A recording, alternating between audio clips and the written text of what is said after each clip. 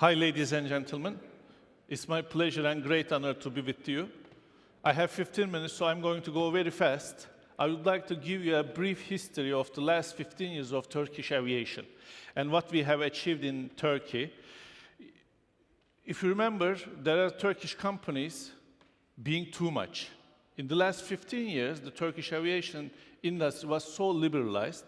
How this started, how we entered into the business, and how we affected the low cost and the Turkish aviation industry will be the subjects of my speech. So, in 2003, there was a drastic change in the Turkish aviation industry.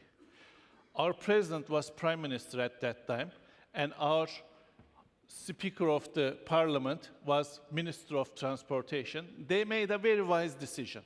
They said that we have a mission. Flying is the right of every Turkish citizen. So how we can enable this? Until that time, flying was a luxurious event. People cannot afford to fly, so businessmen, and because of that, the national carrier couldn't able to grow the Turkish Airlines, and we have a limited capacity. Rest is working as a charter airline, where our company, Pegasus, was also a charter airline at that time.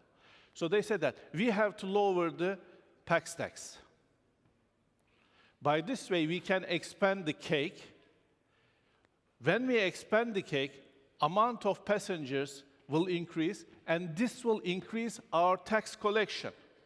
It was a very wise decision, and when we look at today, 15 years later, we saw the Turkish Airlines, the national carrier, as the airline flying to the most destinations in the world. Pegasus, second largest airline in the country, which was at that time a charter carrier, now the low-cost operator, flying 42 countries, 109 destinations. How we achieved this? Let's start the story. So, we are the first low-cost carrier in the country. It was established in 1990 with Aer Lingus. Until 2005, the existing shareholders take over the company. It worked as a charter company. Then existing shareholders bought the company and converted into a low cost. What was different as a low cost? I will come to this again. The country is requiring low cost, low fares, on-time punctuality, new aircraft, newer aircraft, and they want freedom. They want to buy what they want. If you're a businessman, if you're going to a day trip to Ankara, you don't need the luggage. And if you're taking the early morning flight, you don't need to have the breakfast, you might sleep. Why to pay? So that freedom was not existing, and with the Pegasus, with the low-cost carrier, we brought that. And until that time, you see the Istanbul, the Bosphorus Strait, there were two airports, and the largest one, is still the case, is the Atatürk. Now we have the largest one in the world opened. I will show you the slide in a minute time. We were in the Sabiha Gökçen. Until we entered the Sabiha Gökçen, there were very few flights occurred there. And it was a good opportunity for a low cost to cultivate that area. Annually, it was 1 million passengers flying from the airport. Today, it's over 30 million. Am I wrong, Marcel? Over 30 million passengers in 15 years' time. 30 times larger than that. How we achieve it? We achieve it by making the customers satisfied. And Pegasus is the only company, I listened to almost every presenter here, they always said that customer or passenger. Pegasus changed this in Turkey. We said guest. When you look at the customer and the passenger with the guest mentality, you have to serve them differently. And we serve them differently, and this is where we came. We started with 14 aircraft, now we are 83 aircraft. We were flying almost 112 flights per week. Now we are flying over 3,500 flights per week. 6 destinations became 109 destinations. This is how we achieved by making people our guests. So, these are the countries we are flying. We are flying almost 36 destinations in the country. We have 55 airports in Turkey. We are flying to 36 of them. And besides that, 73 out of 42 international countries. There are certain areas which we couldn't able to fly and try to search. Poland is one of them. We couldn't able to fly, and we're trying our best to be there. So last year, we carried almost 28 million passengers. This year was a record year in our history. We're going to pass 40 million tourists coming to Turkey. And by this way, as Pegasus, we're going to carry also over 30 million passengers. And this is going to be a record in our history. And ancillary products. For the first time, we brought the selection, choice to the customers. You can see 18 different products, and we are adding every single day a new product. We have to be aligned with the guests and their expectations. For this, we said that we're going to be the digital airline of the country, digital airline of the region, and we started to identify. Again, the presenters mentioned about the silo management. We changed the silo management to process management, from vertical to horizontal. Why? Think yourself. You're a customer, you're touching an airline in different points. You're touching at the comptoir, you're touching at the buying point, you're touching at the gate, you're touching in the aircraft, and after that, picking your luggage. 4 or 5 different departments are touching the same customer. If you work on silo basis, the taste occurs or might occur differently on the guest's mouth. So the appetite might be different. We said that, no, this is going to change. And 2016 was a turning point of our history. Why? I joined the company. No, we had a small crisis within the country. We had some bomb attacks and a hatred coup attempt, and these affected the business and the number of tourists coming to Turkey. So it was a crisis environment. But the crisis proverb in Chinese is what is that? Opportunity. So we try to convert this as an opportunity, and we try to listen to the customers. We drove the customer journey, pinpoint the pain points, pain spots in that journey, and how we can relieve those pain spots. We started to adopt CRM adaptations. We are working with SAS to work with the customer numbers. Digitalization came through. Innovation teams exist, which is reporting directly to me, and we're trying to change the dimension of how we're looking to the guests without their departmental biases. And we started to adopt certain different techniques. For the first time in the Turkish domestic passenger history, we brought express luggage.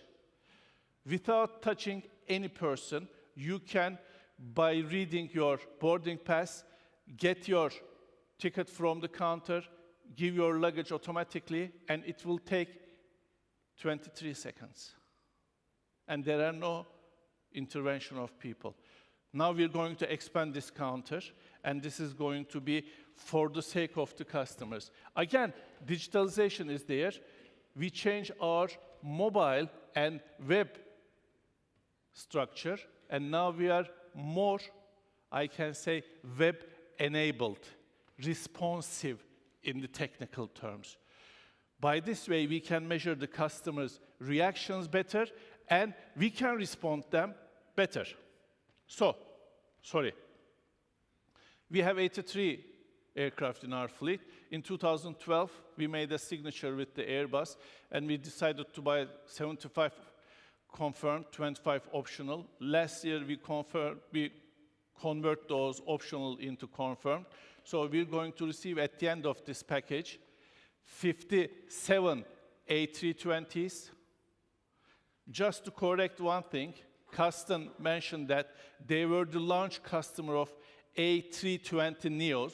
Yes, they were the launch customer of A320neos for Pratt & Whitney engines. We are the launch customer of A320neos for CFM engines, LEAP engines.